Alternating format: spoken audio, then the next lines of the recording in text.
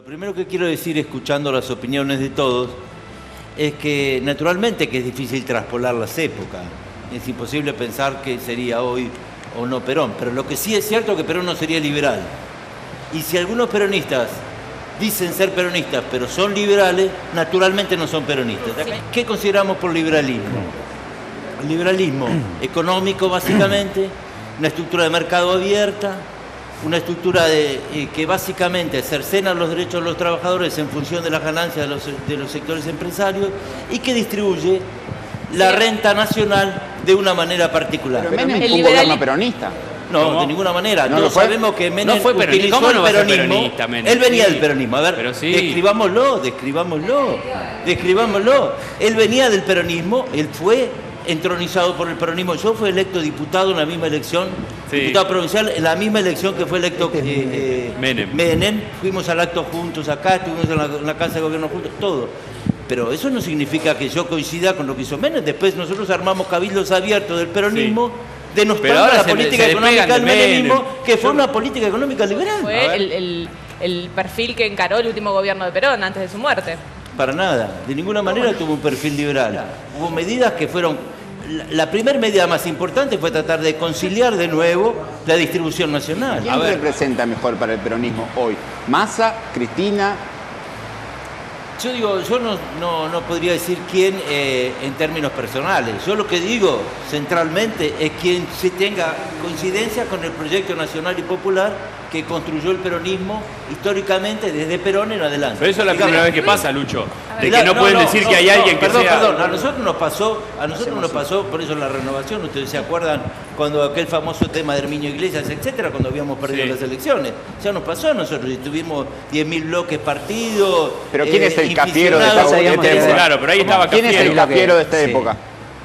Pero Cafiero fue un emergente, no era, si bien era un dirigente preexistente, no era el dirigente que construyó después el consenso con todos los sectores. Sí. Fue un emergente de la época. Uno creería puede ser que- ahora un emergente cualquiera de los que dirigimos. Estamos en un país particular porque existió el peronismo que hizo una serie de transformaciones antes que el resto de Latinoamérica. Sí. De Latinoamérica nace una ideología, un pensamiento, Sí, la tercera una doctrina posición. como es la Laudato Si del Papa Francisco, que no deja de entronizar en el mundo un pensamiento que tiene una matriz común con todos nosotros. Hay un sector de dirigentes primero, quiero aclarar, para mí Perón no hay más, ninguno.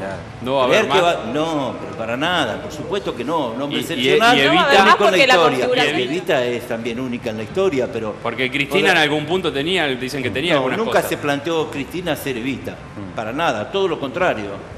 Todo lo contrario. Evita fue una mujer que se subordinó a un proyecto político y nunca el renunciamiento, el 22, ¿se acuerda?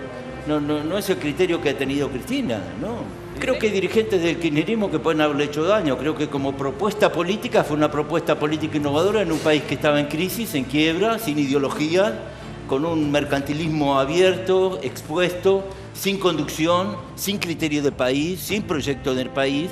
Hoy nosotros podemos criticarlo desde acá. Si nosotros nos paramos en el 2003, yo creo que es muy difícil que alguno de nosotros pueda criticar lo que hizo en ese momento. Ahora, ¿qué es lo que pasa? Para mucha gente, todos los males de la política argentina son del peronismo. Por lo menos del último tiempo. Porque les gusta simplificar, pero en realidad lo que esconden atrás es que quieren denostar la política, porque la política, si se trabaja en serio y no en un mecanismo de corrupción, entonces el pensamiento político es un pensamiento político transformador. Pero El peronismo vino, Ahí perdón, voy. termino. El peronismo vino a romper precisamente un sistema de corrupción institucional que funcionaba en la Argentina. Eso vino a romper. Y eso es lo que hay que romper. A lo largo de la historia, lo que pasa luego es que siempre puede haber dirigentes cooptados.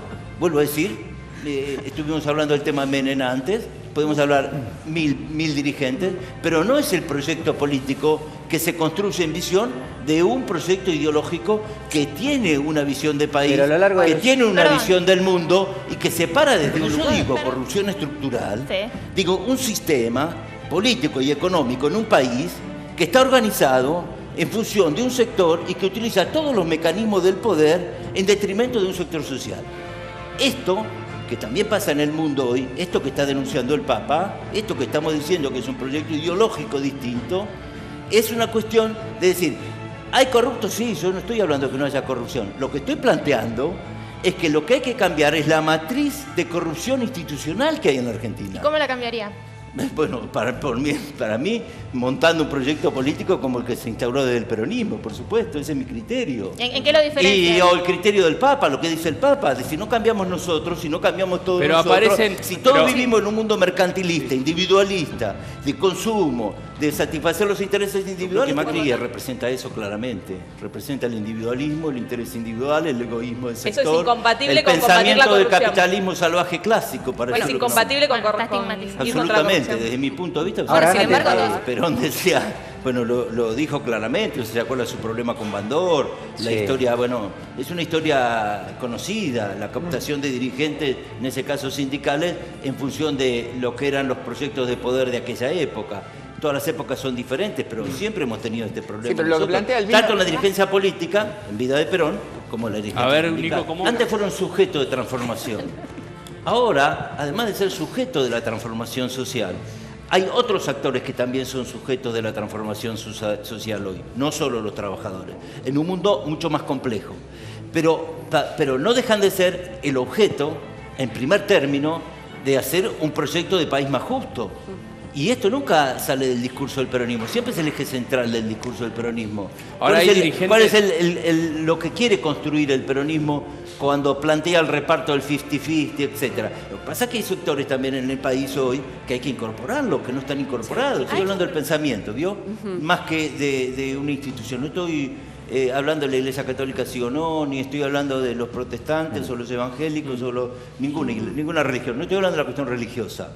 Estoy hablando de la matriz de pensamiento. O sea, de la estructura, de dónde nos paramos para pensar y para ver el mundo. Esta es la diferencia, digamos. De la Iglesia. Cuando uno mira en el mundo, ¿cuáles son el único factor que puede limitar el pensamiento del capitalismo cerrado mundial? Lo único que lo limita hoy es el pensamiento que está construyendo este sector encabezado por Francisco. Me parece que hoy hay no hay como otro facilismo, pensamiento en el mundo distinto. para Hay como hablar. un distanciamiento también de la clase popular, ¿no? Sí, por supuesto, hubo errores tácticos que hemos cometido. Déjeme que termine antes porque me pareció Sí. muy interesante la opinión de él. No es que yo cerceno o hay una dicotomía en que un papa y no otro papa. Digo, un papa en función, no es que no reivindique todo el papa, o que no reivindique todo el peronismo, o que no tenga beneficio inventario de que todos somos peronistas los unos y los otros. Lo que yo trato de decir y significar es que si bien somos todos peronistas, no todos pensamos de la misma manera dentro del peronismo, digamos. Ni todos tienen la misma actitud, no todos son Bocio. Si bien es cierto que Bocio se reivindica como peronista. Ay, a mí me preocupa que, digamos, va a haber una pelea, Una pelea en el interna, peronismo. yo lo planteé claramente, Sí. con una confrontación interna que va a construir un nuevo liderazgo dentro del peronismo, es obvio eso. Y el proceso va a ser democrático como ha sido el peronismo siempre. Yo discrepo con lo que se dijo hoy, que el peronismo era antidemocrático. De ninguna manera, siempre fue democrático. Siempre resolvió las cuestiones democráticamente, no hubo otra forma. Y las operaciones de prensa que han armado en contra del peronismo y las denuncias falsas que han armado en contra del peronismo de los Denuncias medios de falsas, no comunicación creo. son de público y ¿Por qué notorio. denuncia falsa? Porque han quedado demostrado que son falsas. Pero hay un tipo que revolvió un bolso por arriba, eso no es Denuncia- falso. Y eso es otra cosa. ¿Qué tiene que ver el Ah. tipo que Eso revolvió también. el bolso? Ah, Eso eso antes cuando no hay decía. un gobierno constituido, se organiza Pero eso no se decía antes que era sistemáticamente. falso. Sí, en la vieja época, la gente decía que los cooperativistas no trabajaban. ¿Se acuerdan que eran vagos? ¿Se acuerdan? No, si eran los el únicos criterio que decían trabajaban. antes. ¿Se acuerdan que decían antes? Y después cuando cambió la gestión, cuando empezó la gestión de Bruera, en la ciudad de La Plata toda la gente vio que la ciudad la mantenían los cooperativistas.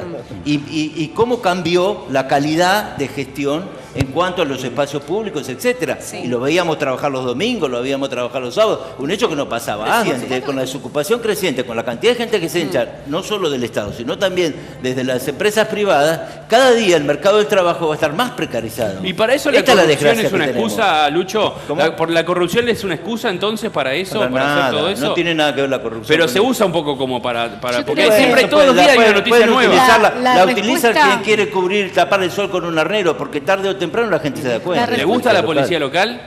Me parece que fue una construcción inteligente en un momento de crisis de un sistema que no alcanzaba a dar respuesta. Yo tengo otro criterio de cómo había que modificar la estructura policial.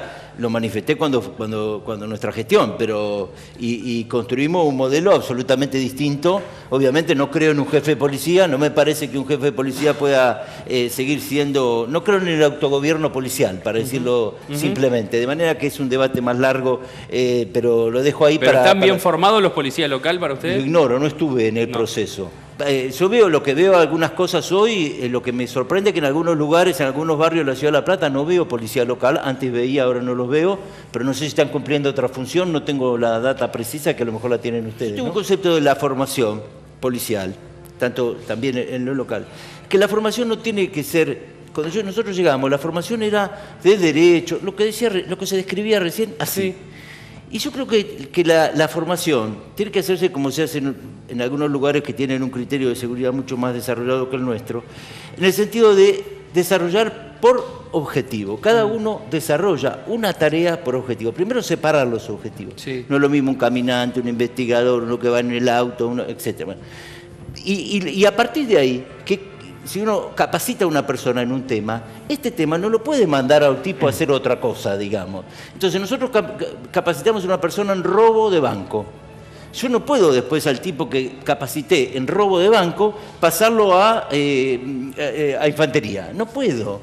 Y acá está todo confundido, digamos. Este proceso de confusión es el que nosotros no tenemos una selectividad en la formación. Porque el proceso penal siempre es selectivo.